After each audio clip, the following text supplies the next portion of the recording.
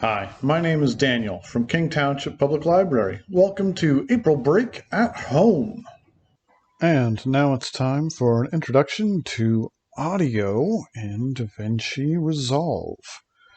We're going to start by bringing in some music. As you can see, I've got some clips laid out in a fairly straight timeline there.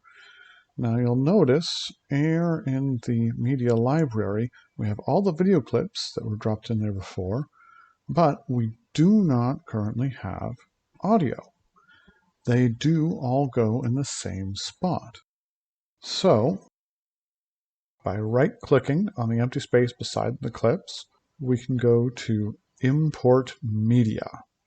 So we're going to go into the ones that I have set aside for DaVinci training video and grab this sound file and hit open. That will bring it to the media bin right here. Now, just like the video clips, we can take a look and preview it by dragging it over. I think it suits curvy. Or we can sample just by dragging the mouse slowly over the thumbnail image here. Or pressing spacebar to let it go within the thumbnail. But right now what we want is to get it into our timeline. So just like the video clips before, we click and drag, but this time we're going to bring it all the way down to the audio half of the timeline. Just like with the video clips, DaVinci will automatically make a new track if you drag an audio clip below where you already have sound set out. Now, this is a long song compared to the rest of the video. We won't need all of it. So to start with, why don't we trim that back?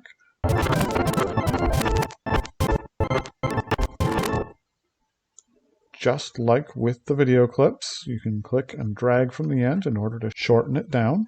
The next thing to take a look at is multiple audio tracks. Unlike the video tracks, when audio is stacked one on top of another, you do not get one audio track canceling out the ones below or above it. You get all of the audio at the same time. So for instance, which is not ideal. So if we take this and we slide it down, then we can have the song start after the other audio clip.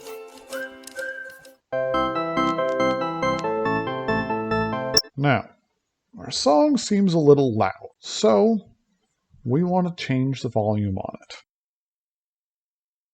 Over here, in this little area of DaVinci, we have the inspector, which lets you look at certain aspects of the clip that you have selected and change things.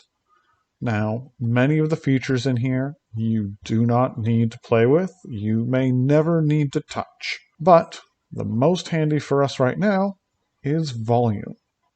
So just on the song clip, we want to bring that down.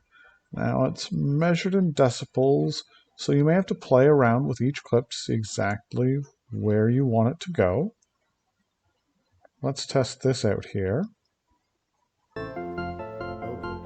Maybe still a little loud. Now, I was using the slider before to move around and select a certain volume. You can also slide it from the number, and you'll have much finer control than with just the selector here. But the other option you have is by clicking on the number, you can write in whatever value you like. Now, it can be positive, which makes the volume go way up, or if we want to lower the volume, we want a minus sign so that it is going down 12 decibels. Let's give it a listen.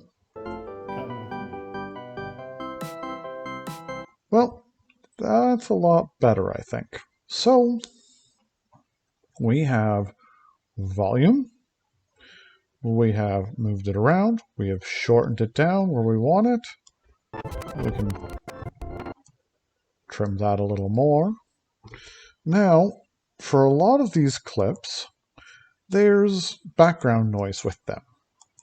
We don't need that background noise, and it might just get in the way of having the music behind it as a montage. So, this little symbol here, what looks like two chain links together on each of these clips, shows that the video clip is linked to the audio.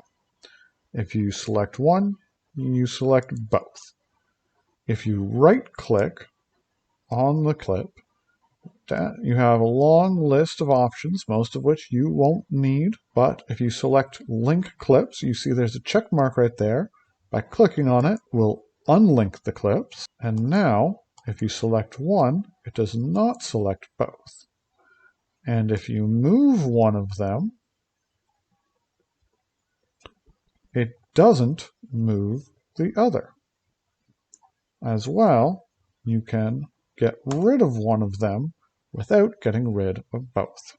So, let's go through and unlink these clips, and then we can use backspace to eliminate all of those background tracks. And then just to clean up our workspace, we can drag this up into that top audio track there. Now, I think I'd like to go straight from the intro tune into our background music, so I'm going to click on the magnetic snapping and bring that over. There we go. Now let's have a look at what we've got.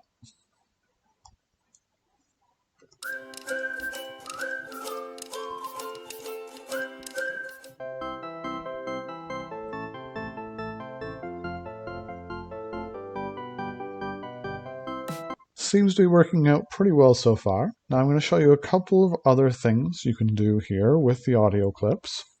Up here in the inspector window, you can see pitch. Now, by sliding the pitch around, you can change how high or low pitched your audio clip is.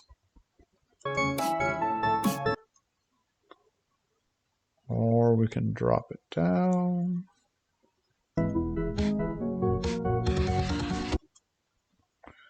But I think for our purposes, we're going to leave that right where it was. Now, the other thing that can be handy for you is the speed of an audio clip. If we wanted to speed up this song just a little bit, we can right-click on the clip. And right in the middle here, we have Change Clip Speed. By selecting that, it comes up with this little menu. And again, most of these you may not need in order to play around with. Pitch correction can be important though, because normally if you speed up an audio clip, you'll get the chipmunk effect where things get squeaky because you're playing the sounds faster.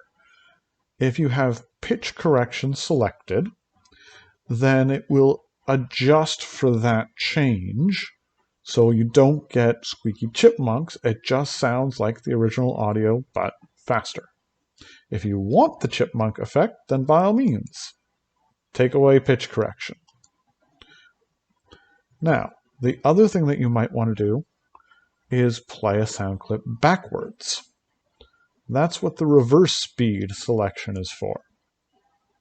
It puts a negative right in front of each of those numbers, which means it will play the sound clip in reverse. Now, I like to keep it going forwards, but I want to speed it up just a little bit. So again, we can just type in the number, and then we hit change. Then let's give it a listen.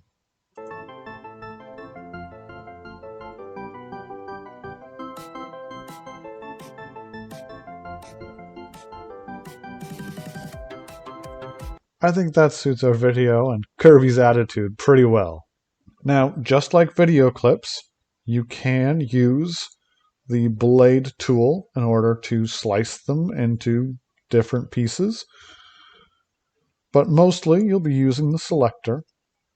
You can also zoom in on different areas, just like with the video, in order to finely detail where you might be using the blade tool or starting or stopping a sound clip. All right, so there's your introduction to audio editing with DaVinci. There are a lot more features that you can get into, and there is an audio section, Fairlight, that can get you a lot more fancy tools and adjustments, but you don't need it. You should play around and explore it on your own. But for now, for beginners, everything you need can be done here in the editing section. So that's the introduction to audio, and next we're going to move on to transitions and titles.